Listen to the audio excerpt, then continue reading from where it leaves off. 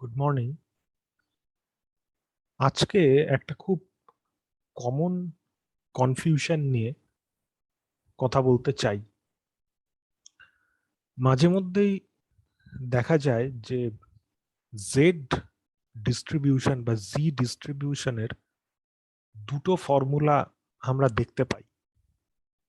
একটা হচ্ছে এরকম ফর্মুলা একটা, আর একটা এরকম ফর্মুলা।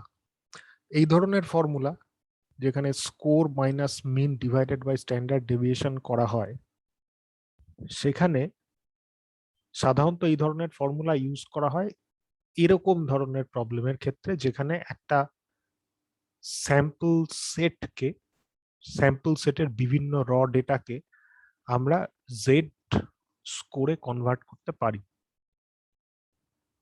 আর এরকম ধরনের ফর্মুলাটা যেখানে ইউজ করা হয়, সেখানে কিন্তু আমরা স্যাম্পল মিন আর পপুলেশন মিনের ডিফারেন্সটাকে নিই। এবং এখানে বেসিক্যালি আমরা জানি যে এই জিনিসটা, এটা অ্যাকচুয়ালি টি টেস্টের জন্য, টি স্ট্যাটিস্টিকের জন্য অ্যাপ্লিকেবল, যে জেড স্ট্যাটিস্টিকের জন্য অ্যাপ্লিকেবল। আমরা জানি যে এটাকে আমরা, এই যে রেশিও, এটা হচ্ছে mainly signal two noise ratio. কারণ আমরা স্ট্যাটিস্টিক্সে শুধুমাত্র সিগন্যালটা জানাই আমাদের মেন নয়। সিগন্যাল মানে যেটা এক্সপেক্টেড ভ্যালু, সেটার থেকে কতটা ডেভিয়েশন হচ্ছে। এক্সপেক্টেড ভ্যালু অ্যাকচুয়ালি মিন বা মিউ, এটাই হচ্ছে expected value of A random variable. তো সেই এক্সপেক্টেড ভ্যালুর থেকে কতটা আমার ভ্যালু, যেটা আমি অবজার্ভ করছি, সেটা কতটা ডেভিয়েট করছে, বা যে ভ্যালুটাকে আমরা কনসিডার করছি ফর এ পার্টিকুলার কেস, সেটা কতটা ডেভিয়েট করছে, শুধু সেটুকুই আমাদের জানলে চলবে না। আমাদের তার সাথে জানতে হবে যে এই যে ডেভিয়েশনটা, এই ডেভিয়েশনটা, এটা মানে অন্য যে ডিফারেন্স আছে, সেই ডিফারেন্সের রেসপেক্টে কত, কোথায় আছে। তবেই আমরা কিন্তু অ্যাকচুয়ালি আমরা বুঝতে পারবো যে আমরা অন্যদের রেসপেক্টে আমরা কম্পেয়ার করতে পারবো। আমরা যদি ধরা যাক এই যে ডেটা সেট দেয়া রয়েছে, এখানের মিন হচ্ছে 23, তাহলে আমরা কিন্তু কখনো শুধুমাত্র যে আমার স্কোরটা আমি ধরা যাক পেয়েছি 20, তাহলে আমি 3 নম্বর কম পেয়েছি, শুধু এইটুকুনি জানা কিন্তু স্ট্যাটিস্টিক্স এর ক্ষেত্রে সাফিসিয়েন্ট নয়। আমাকে জানতে হবে যে আর বাদ বাকি যারা রয়েছে তারা কিভাবে ডেভিয়েট করেছে এই মিন স্কোর থেকে। এবং সেই কারণের জন্যই কিন্তু সিগন্যাল টু নয়েজ রেশিও আমরা স্ট্যাটিস্টিক্স এর ক্ষেত্রে বিভিন্ন জায়গাতে প্রয়োগ করে থাকি। যে সিগন্যাল টু নয়েজ রেশিও আমাদের আরো অনেক বেশি আমাদের ইন্ডিকেশন দেয়। যে আমি যদি জানতে পারি যে আমার এটা -0.45, এটা স্ট্যান্ডার্ডাইজড স্কোর, তাহলে আমি জানতে পারি যে আমি ঠিক এক্স্যাক্টলি কোন জায়গাটায় আছি। এটা আমার ক্লিয়ার একদম আইডিয়া দেবে যে আমি উইদিন ওয়ান স্ট্যান্ডার্ড ডেভিয়েশনের মধ্যে আছি, কিন্তু আমি মিন থেকে খানিকটা পিছিয়ে আছি।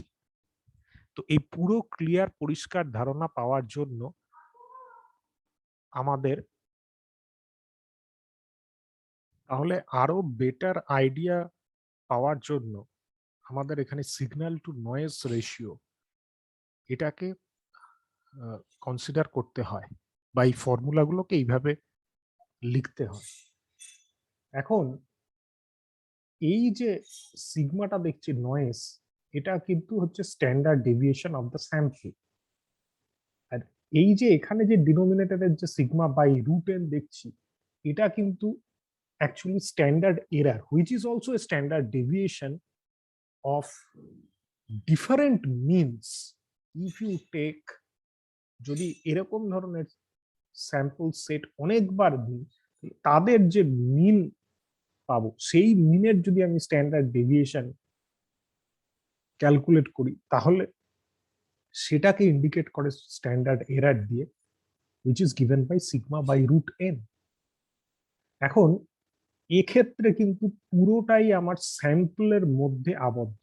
এখানে আমি যে স্কোরটা করছি সেটা স্যাম্পলের একটা ডেটা নিচ্ছি, মিন যেটা নিচ্ছি সেটা স্যাম্পল মিন নিচ্ছি, এবং ডিভাইডেড বাই স্ট্যান্ডার্ড ডেভিয়েশন, সেটা স্যাম্পল স্ট্যান্ডার্ড ডেভিয়েশন নিচ্ছি। তো এক্ষেত্রে ডেফিনেটলি এই ধরনের ক্ষেত্রে আমি যখন স্ট্যান্ডার্ডাইজ করব জেড, তখন এটাই উপায়, কারণ এক্ষেত্রে আমি এইভাবেই তখন আমি কারণ সিগন্যাল টু নয়েজ রেশিওর যুক্তি অনুযায়ী আমাকে জেড স্কোর এভাবেই তাহলে নিতে হবে।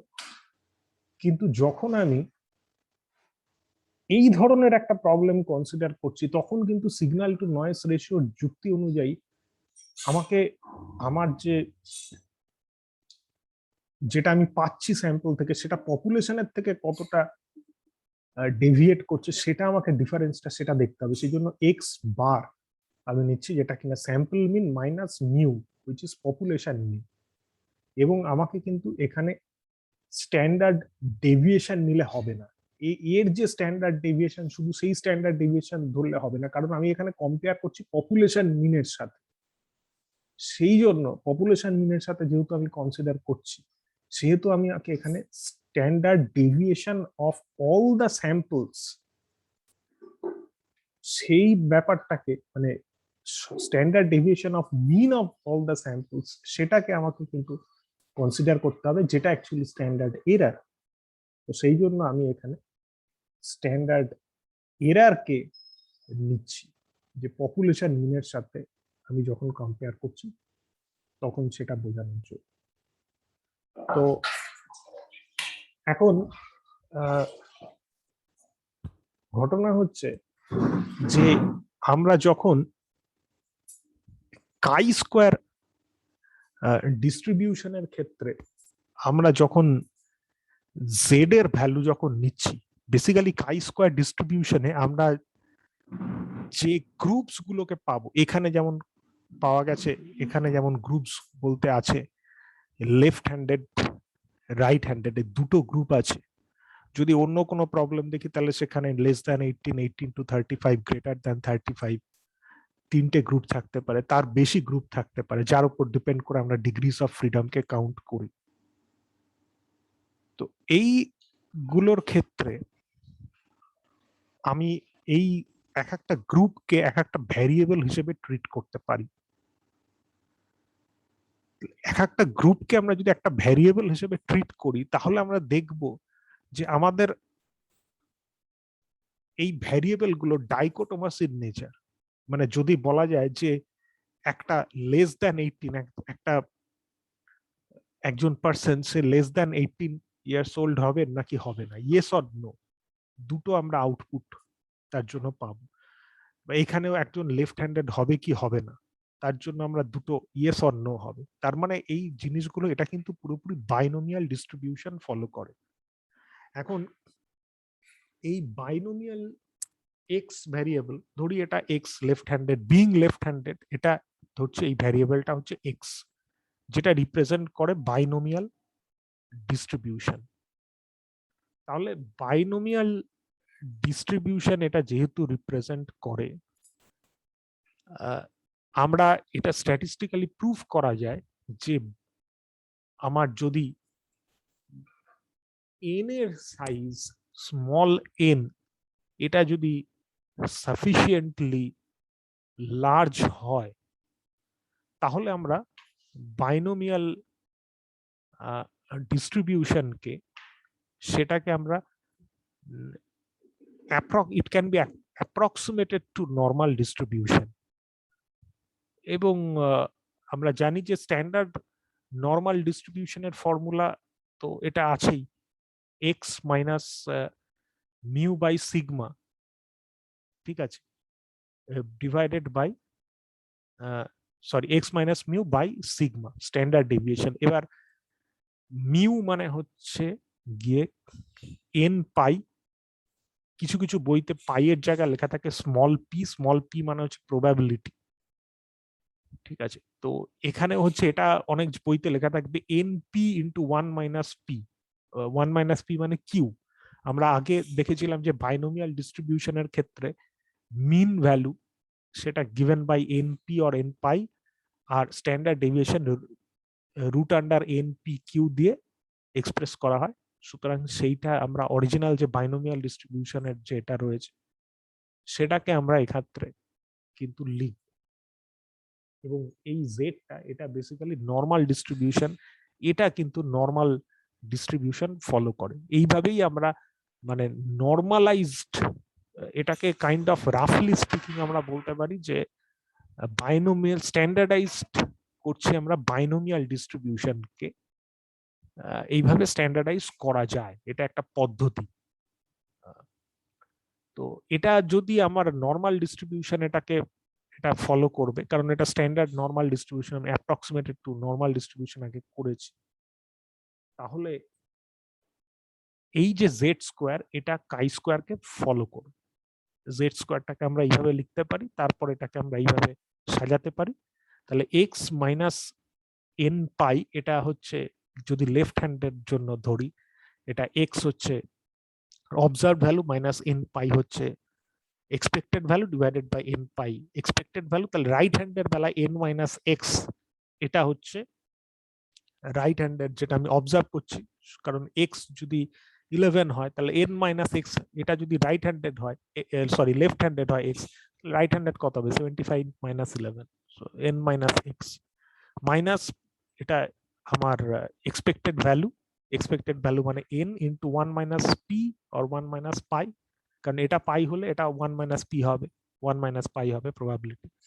এটা যদি এনপি হয় সেরকম এন ইন্টু 1 মাইনাস পি হবে রাইট হ্যান্ডের প্রবাবিলিটি, কারণ বিকজ লেফট হ্যান্ডের প্রবাবিলিটি 0.12, রাইট হ্যান্ডের প্রবাবিলিটি হবে 0.88।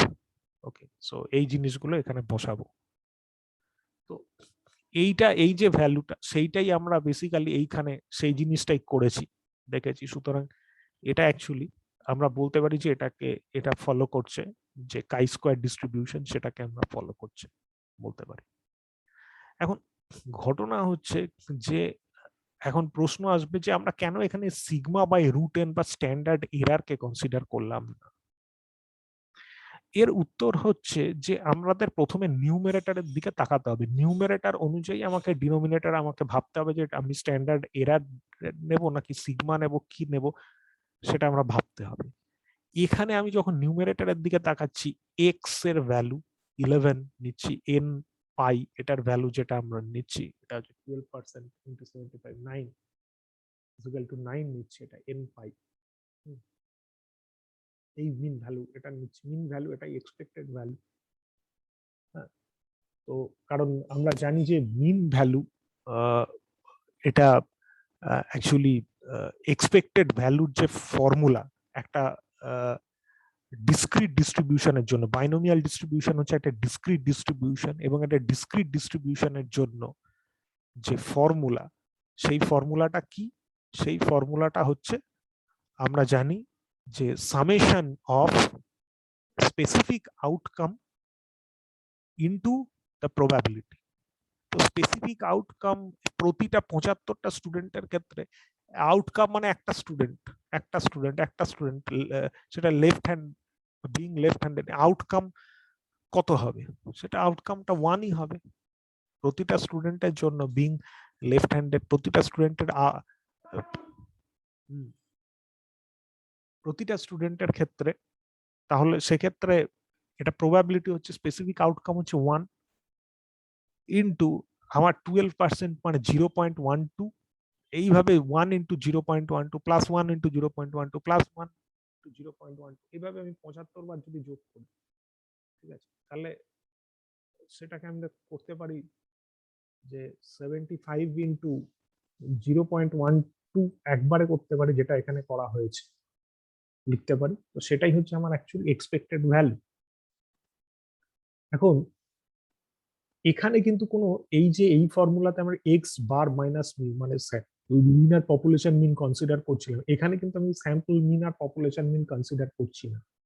এক্স যে ভ্যালুটা আমরা বের করেছি যে 11 students are left handed, 11 John student যে লেফট হ্যান্ডেড আছে, এটা একটা এক্স এর পার্টিকুলার ভ্যালু, একটা স্কোর, এক্স এর একটা পার্টিকুলার ভ্যালু, যেমন এরকম একটা ভ্যালু ছিল সেরকম এটা এক্স এর একটা পার্টিকুলার ভ্যালু হচ্ছে 11। আমরা কিন্তু এখানে কোনো মিন ভ্যালু বের করি এবং আমরা কোনো পপুলেশন মিনের সাথে কনসিডার করছি না। আমরা এখানে যেটা কনসিডার করছি সেটা হচ্ছে এক্সপেক্টেড ভ্যালু থেকে আমরা যে এটা সেটা হচ্ছে মানে আমাদের যে স্যাম্পলের যে স্কোর, সেই সেই স্যাম্পলের স্কোরটাকে আমরা কনসিডার করছি। এটা সিম্পলি এটা একটা স্কোর এক্স, এটা কোনো মিন নয়, এটা কোনো মিন আমরা কনসিডার করছি। সুতরাং অবভিয়াসলি এখানে এই ফর্মুলা আমরা ইউজ করব জেড এর, এখানে আমরা এই ধরনের কোনো ফর্মুলা ইউজ করব না। তো এটাই হচ্ছে একটা ইনটিউশন যে আমরা কখন কি ধরনের ফর্মুলা ইউজ করব সেটা সেটা বোঝার একটা উপায়।